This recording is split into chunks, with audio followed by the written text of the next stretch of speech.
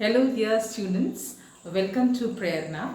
This class is about travelogues. So, this is in fact the first module of your syllabus. Travelers and the works written by them, which you can call as travelogues. So, in your syllabus, I think about 9 to 10 travelers and their works we have to discuss in the coming classes. So, in this class, I have taken travelogues written by three ancient travelers. Ancient travelers, those whose names are given in your syllabus. കുറേയധികം travellers ഉണ്ട് ഇന്ത്യയിലേക്ക് വന്നതൊക്കെ. പക്ഷെ നമ്മൾ പഠിക്കാൻ പോകുന്നത് നിങ്ങളുടെ സിലബസിലുള്ള മൂന്ന് ആൾക്കാരെ പറ്റിയിട്ടാണ്. ഏൻഷ്യൻ പ്രാചീന കാലഘട്ടത്തിൽ വന്നിട്ടുണ്ടെന്ന് പറയുന്നത് ഇന്ത്യ പറ്റി എഴുതിയത്, ഇന്ത്യയെ സന്ദർശിച്ച ആൾക്കാർ. So let us begin the slides here.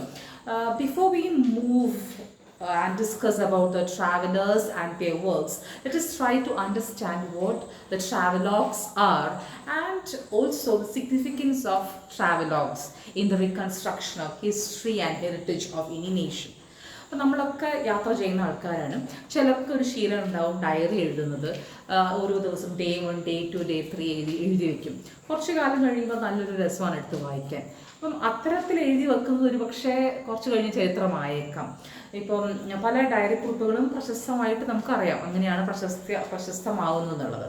അപ്പം അത്തരത്തിൽ ചില ട്രാവലേഴ്സ് ഇന്ത്യയിൽ വരികയും പഴയ കാലഘട്ടത്തിലാട്ടോ പഴയ പണ്ട് രാജാക്കന്മാർ ഭരിച്ച സമയത്ത് ഇന്ത്യയിൽ വരികയും അവരുടെ കുറിപ്പുകൾ എഴുതി വച്ചിരിക്കുകയും ചെയ്തിട്ടുണ്ടായിരുന്നു. And those records which they had written, that is what is known as travelogues. വളരെയധികം പ്രാധാന്യമാണ് അത്തരത്തിലുള്ള ട്രാവലോഗ്സിനുള്ളത്.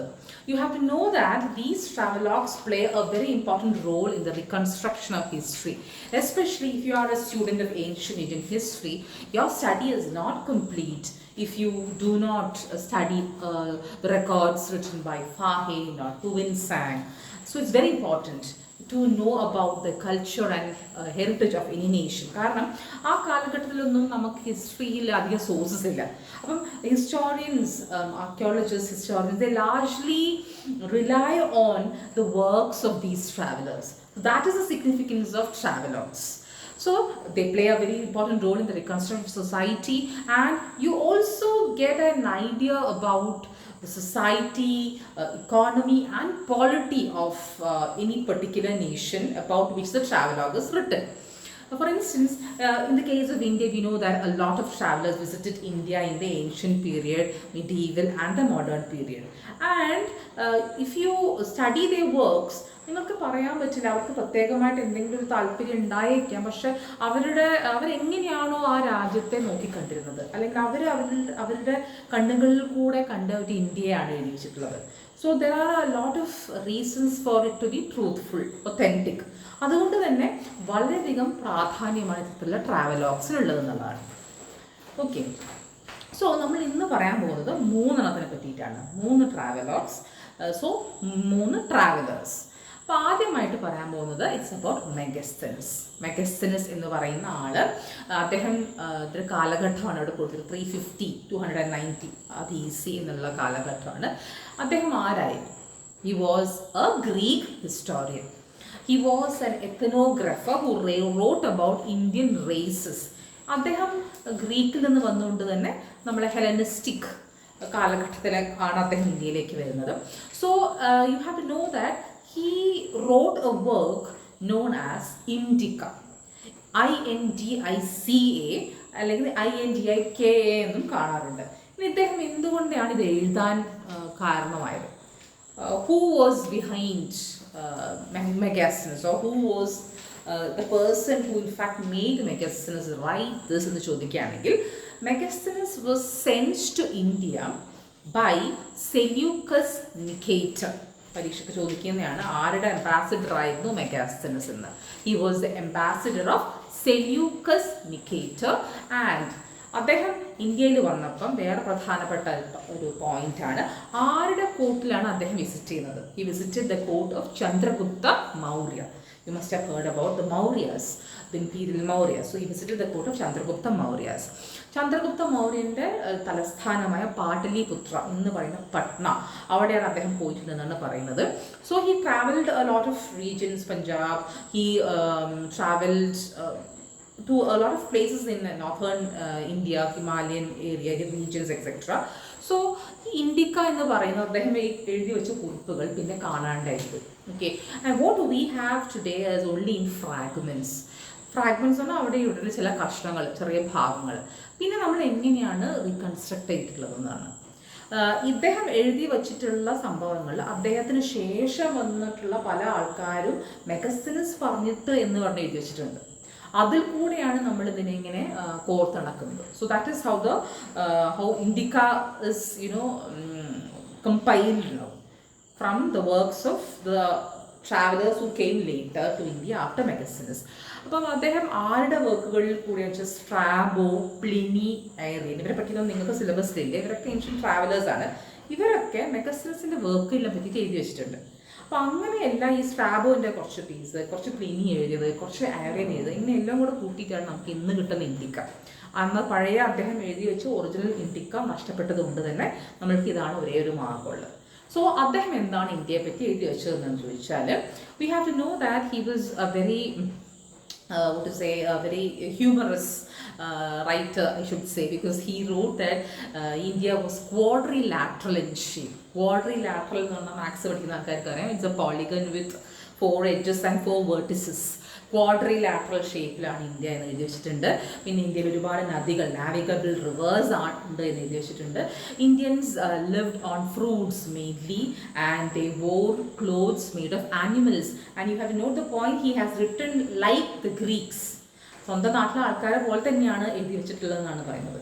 Like Greeks as far as the clothes were concern.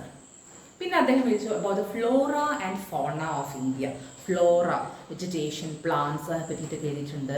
About elephants, who he said that Indian elephants are far stronger than Libyan elephants. പിന്നെ അദ്ദേഹം പറയുന്നുണ്ട് എലിഫൻസിനെ they were domesticated by people in India and they were trained for war. അപ്പോൾ യുദ്ധത്തിന് എലിഫൻസിനെ ഉപയോഗിച്ചിട്ട്, ആനകൾ ഉപയോഗിച്ചിട്ടുണ്ടെന്ന് എഴുതി വെച്ചിട്ടുണ്ട്. So you get an idea, such a beautiful picture of what was ancient India from Megasthenes writings very clearly. Okay, പിന്നെ അദ്ദേഹം സമ്പദ് വ്യവസ്ഥയെക്കുറിച്ച്, economy of India, he has written lot saying that India was a land which was abundant in gold, silver, copper, iron, etc. പിന്നെ ഇന്ത്യൻസിന് മെയിനായിട്ട് agriculture കൃഷിയായിരുന്നു. they cultivated lots of crops like rice, millet, bosperum, cereals, pulses ഒക്കെ കൃഷി ചെയ്തിട്ടുണ്ടെന്ന് പറയുന്നുണ്ട്. 2 crop cycles ഇന്ത്യയിൽ ഉണ്ടായിരുന്നു.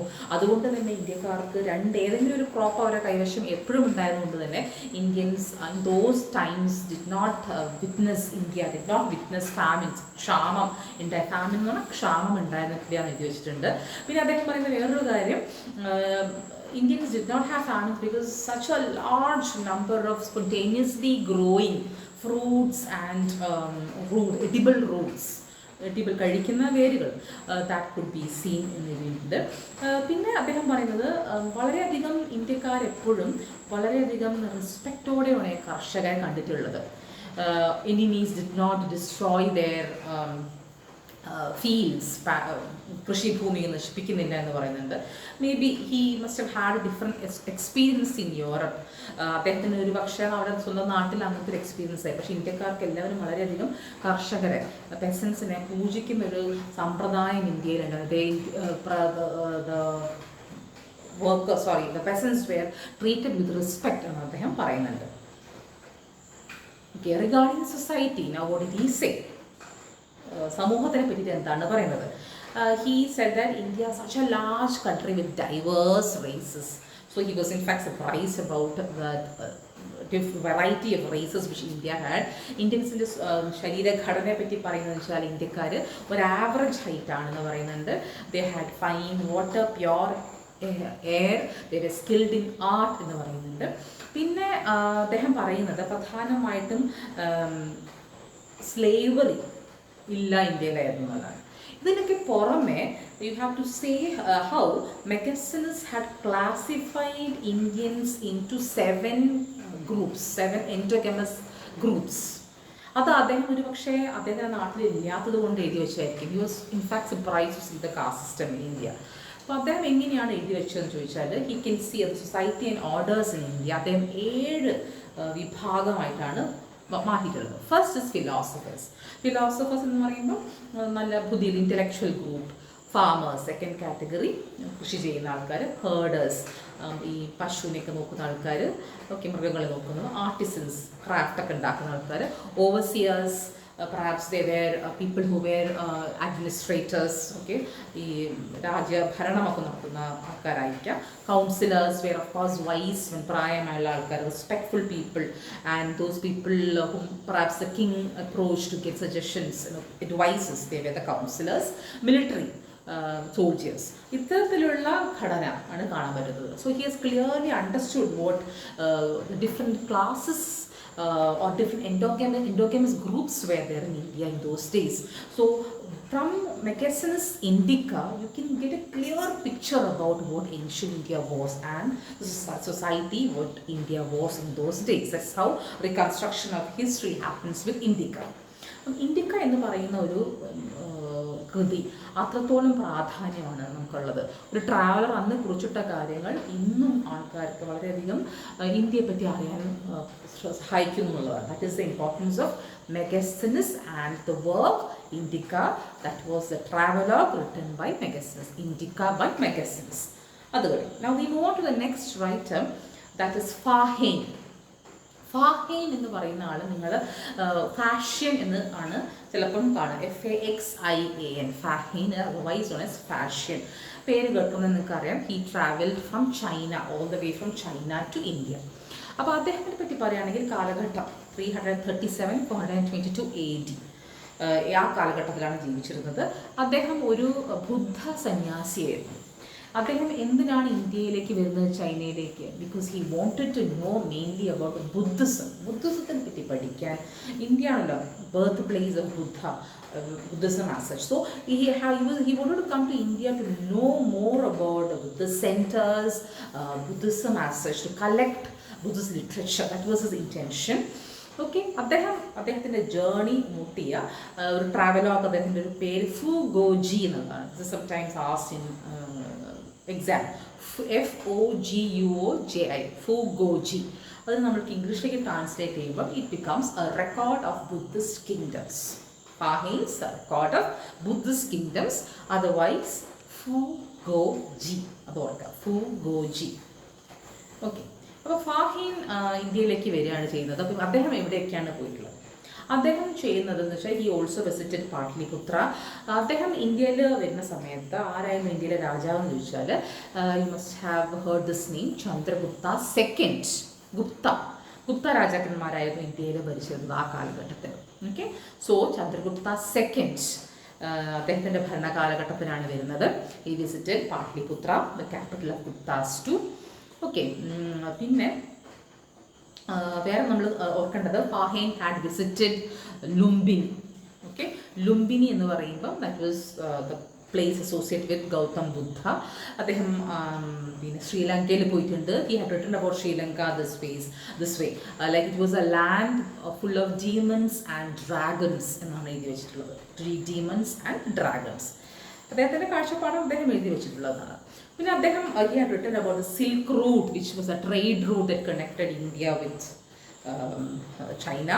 He had written about Takshila, Mathura, Kanauj, etc. So he also had mentioned how Patliputra was a very prosperous city എന്ന് അദ്ദേഹം എഴുതിയിട്ടുണ്ട്.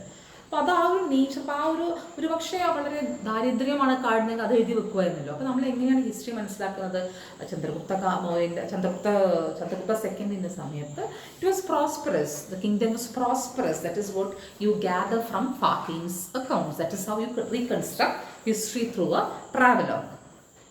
Okay, അപ്പോൾ ഫാഹീൻ. ഇനി അടുത്ത last person in this class, that is Hiuen Tsang, which sometimes you see as Xuanzang എന്നാണ് നിങ്ങൾ ചിലപ്പം കാണാൻ പറ്റും. XUANZANG, period 602-664. പേര് ചെൻക്വി എന്നായിരുന്നു. Born in Henan province. Okay, അദ്ദേഹം he was in fact as a boy very much interested in what to say reading religious books and also classics. വളർന്നു വരുമ്പോൾ അദ്ദേഹം ഒരു ബുദ്ധ സന്യാസിയാവുന്നു like Fahien. And he was in fact sent by Tang rulers, Tang dynasty. അവരാണ് അദ്ദേഹത്തിനെ പറഞ്ഞയക്കുന്നത് to learn about Indian Buddhism. ഇന്ത്യയിൽ നിന്ന് ചൈനയിലാണ് പിന്നെ ബുദ്ധിസം വളരെ തഴച്ചു വളരുന്നത്. അപ്പോൾ അതുകൊണ്ട് തന്നെ അവർക്ക് വളരെയധികം താല്പര്യം ഉണ്ടായിരുന്നു. They wanted to know more about Buddhism. So like Fahim, Huinsang was also interested to know about Buddhism, to collect the literature and take it back to China. Visit ചെയ്ത കൺട്രീസ് യു ഹാവ് സീൻ ഇന്നത്തെ പാകിസ്ഥാൻ, ഇന്ന് പാകിസ്ഥാനില്ല, India, Nepal, Bangladesh, ആ ഒരു പ്രദേശങ്ങളിലൊക്കെയാണ് ഞാൻ ഉദ്ദേശിച്ചത് കേട്ടോ. അവിടേക്ക് അദ്ദേഹം സഞ്ചരിച്ചിട്ടുണ്ട് എന്നുള്ളതാണ്. അപ്പോൾ അദ്ദേഹത്തിൻ്റെ റെക്കോർഡ്സ് എങ്ങനെയാണ് നമ്മൾ അറിയുന്നത്? Great tongue records on the western regions. Tongue rulers had saint him, അതുകൊണ്ട് തന്നെ അദ്ദേഹത്തിൻ്റെ ടൈറ്റിലും അതുണ്ട്, great tongue records of the western regions എന്നാണ് അദ്ദേഹം എഴുതിയിട്ടുണ്ടായത്. So this is considered to be a primary source to study. If you want to study about medieval Central Asia or India, this is a primary source. What's the difference between primary and secondary source? Primary is a first-hand information. So this is how Huinsang's work is a first-hand information about India of that period. Okay. കുറച്ചും കൂടെ സ്ഥലങ്ങളുടെ പേരൊക്കെ കൊടുത്തിട്ടുണ്ട്. ഖന്ധാര, പെഷാവർ, ജലന്ധർ, അദ്ദേഹം പോയ സ്ഥലങ്ങളൊക്കെയാണ്. So this is a very long and detailed record where you can see he has written about a lot of things about Buddhism. He had written about what to say the fourth Buddhist council, which you must have heard about Emperor Kanishka had convened. Emperor Kanishka അറിയോ? Emperor Kanishka എന്ന് പറയുന്ന രാജാവ് അദ്ദേഹം വിളിച്ചു കൂട്ടിയ fourth Buddhist കൗൺസിലിനെ പറ്റിയിട്ട് ഇദ്ദേഹം എഴുതിയിട്ടുണ്ട്. പക്ഷേ ഏത് രാജാവിൻ്റെ കാലഘട്ടത്തിലാണ് ഹുയിൻസാങ് ഇന്ത്യയിൽ വന്നതെന്ന് ചോദിച്ചാൽ answer is Harshavardhana. Okay, so he came to India when Harsha was a ruler and he had his capital Kannauj. Harsha and Kannauj. അപ്പം കനൗജ് എന്ന പ്രദേശത്ത് ഭരിച്ചിരുന്ന ഹർഷ എന്ന് പറയുന്ന രാജാവിൻ്റെ കോർട്ടിലേക്കാണ് ആര് വരുന്നത്? ഹുയിൻസാങ്. പക്ഷേ അദ്ദേഹം ആരെ പറ്റിയിട്ടും എഴുതിയിട്ടുണ്ട് about Kanishka who had ruled much earlier, the fourth Buddhist council which king emperor Kanishka had convened earlier. Buddhism എങ്ങനെ വളർത്തണം, അതിനെ എങ്ങനെ ഉയർത്തണം എന്നുള്ള ഉദ്ദേശമാണ് കനിഷ്കൻ ഉണ്ടായിരുന്നത്. That was a purpose behind the fourth Buddhist council. So you can see Fa Hien trying to understand a lot of history of Buddhism before Harsha's period in India. Okay, so that is about Huinsang, and we see how it is important as far as religious history is concerned too, because you get a lot of information about Buddhism too from Huinsang's works. So that is the end of this class. So we've discussed 3 travelogues and their works, that is Megasthenes, Indica, and then Fahim, Fugoji, and also Huinsang, whose work was the great Tang records of the western region. So we see how important these travelogues are, because you get to know about a lot of what was ancient India from their writings. So in the next class I'll be coming up with a few more names, travelers who visited India in the medieval and the modern period. Until then, bye.